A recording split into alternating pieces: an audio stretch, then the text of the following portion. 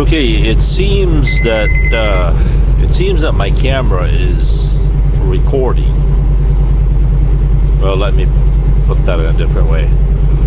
In order for me to record this camera, I have to pull the battery out, let it sit on the table for about 10 minutes. Now, it's not the matter of the SD card being corrupted or not. SD card is fine. Once again, in order for me to record this, to use the camera, I would have to take the battery out of the unit, set it on the table for about 10 minutes, wait until possibly it cools down, I guess, and once it's all fine and dandy, I can start recording. Now, if I only record to about 10 seconds or 15 seconds, then I can use the shutter to turn the recording off. But anything longer than that, in order for me to stop recording, I actually had to press the, to take the battery out. So, take the battery out.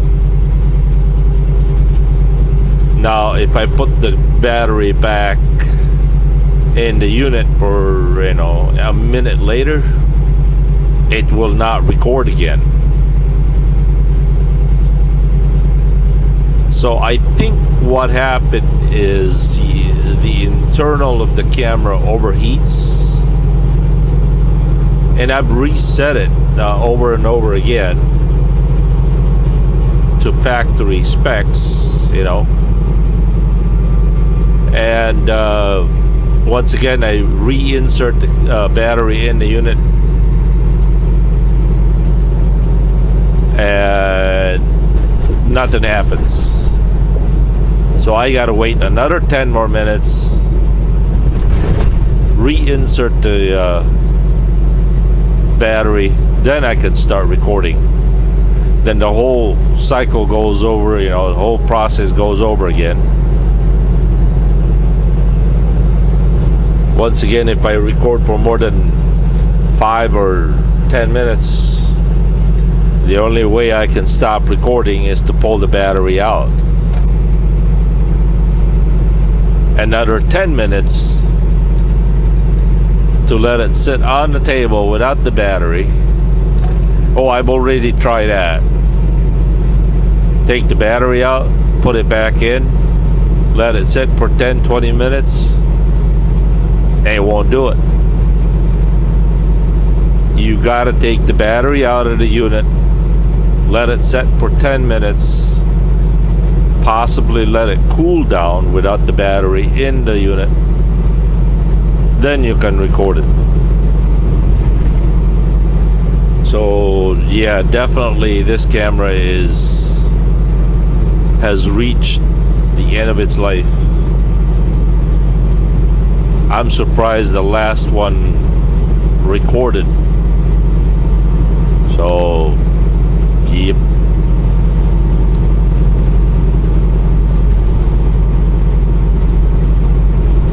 Question, some of you out there, if I was to get another camera, what would I get?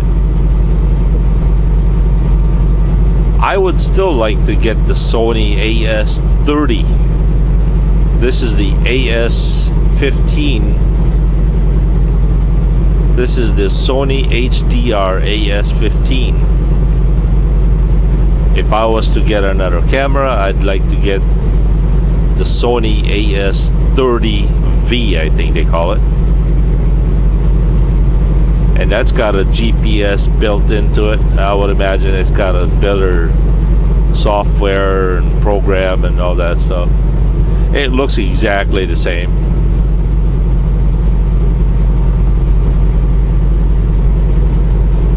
But you guys gotta understand, I can't afford to buy another camera, so once this camera is done, I guess Johnny B. Good is done. Yep. Alright, well, enjoy the rest of the day. What a beautiful day this is.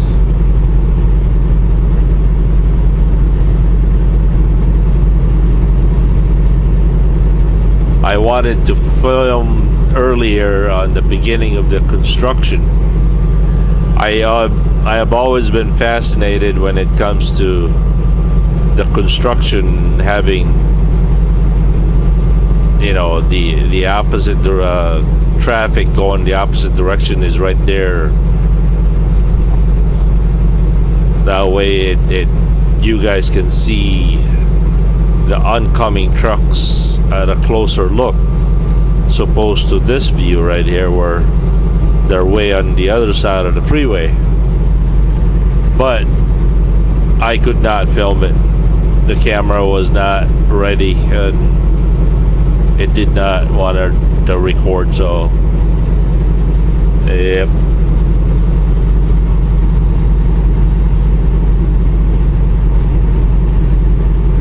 Temperature here right now, according to Blue, is 40 degrees.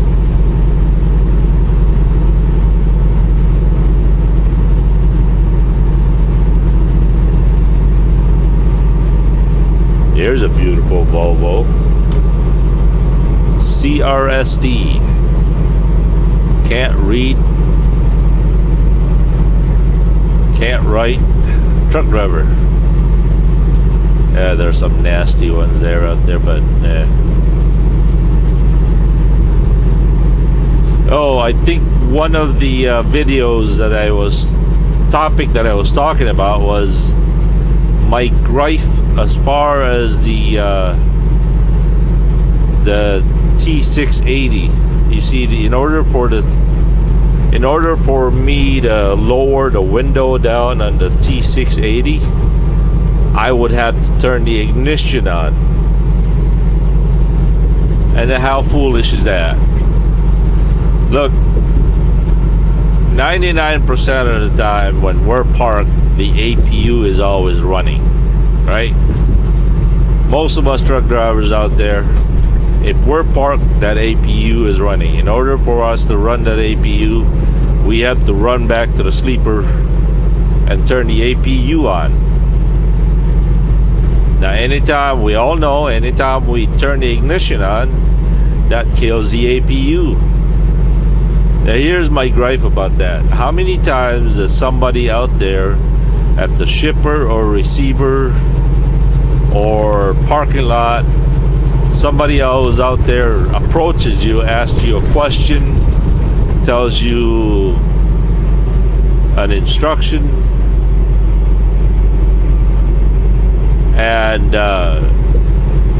you know, it could be a stranger out there in a dark parking lot. They wanted to ask you a question. Most of the time, I'm always having to force to open my door because I don't want to kill the APU, right? And that poses a little bit of a, you know, risk to it, because you never know what that person's gonna do, right? I know, it's just as easily as you can turn the ignition on, lower the windows, care less about the APU, turning it off. But I tell you what, we're as human beings, we're annoyed by little things like that, and we're lazy at things like that. And how many times does a person come up to your window, one after another, supposed to, why not program the truck? I mean, KW has spent $400 million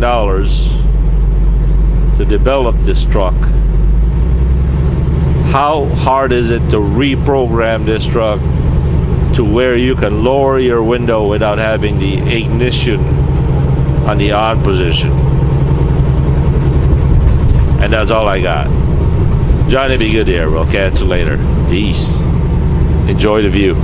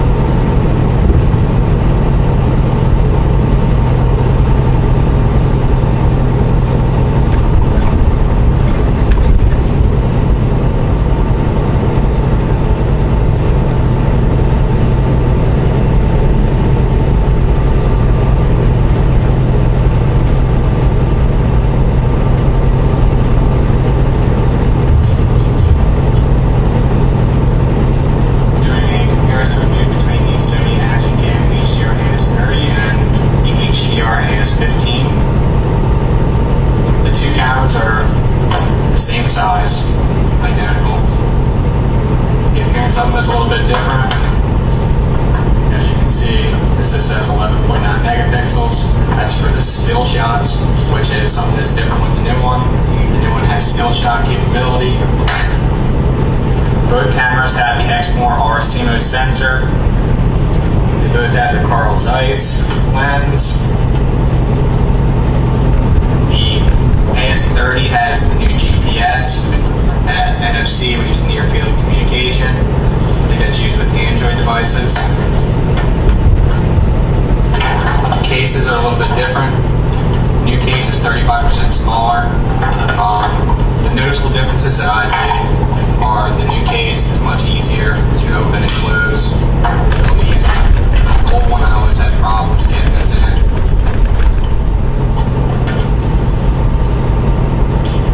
Always had some issues with it. One thing to consider with these two cases is the old case goes deeper in water than the new one. This has been something everybody's been talking about.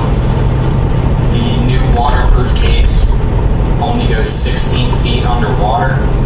The old case goes a lot further. I think it was in the range of 250 to 300 feet. So if you're looking to go deep sea diving, this is definitely not the case for you.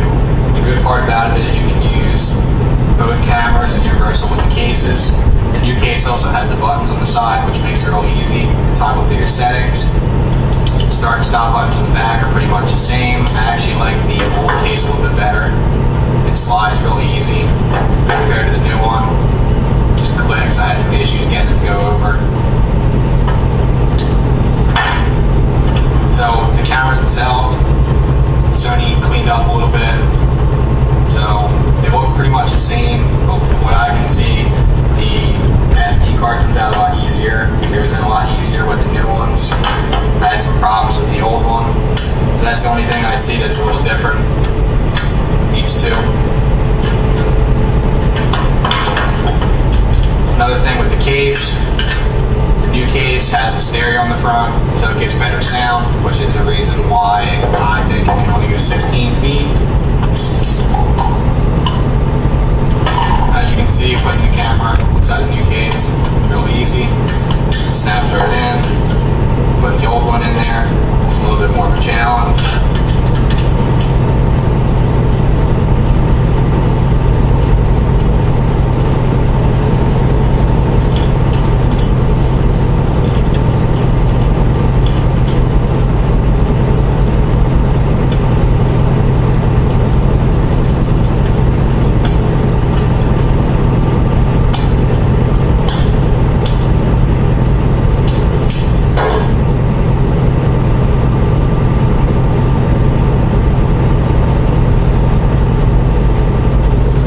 Well, it's been recording for a while. Let's see if I can turn it off. I bet you it won't turn off.